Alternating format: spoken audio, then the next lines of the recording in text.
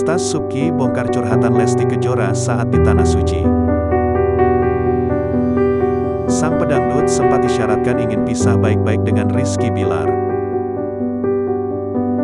Sejak mencabut laporannya terhadap Rizky Bilar, Lesti Kejora terus jadi cibiran netizen.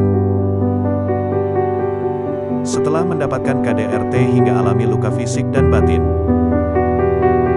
ia justru memutuskan kembali pada sang suami.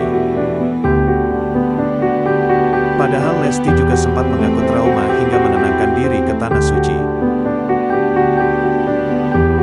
Ustaz Subki memang diketahui berangkat umrah bersama Lesti. Hal itu membuat Ustaz Subki sedikit banyak tahu akan kondisi Lesti. Menurutnya, pencabutan laporan itu sudah menjadi kemauan Lesti Kejora sejak awal. Pedangdut tersebut beralasan kalaupun sampai bercerai, ia ingin semuanya dilakukan secara baik-baik.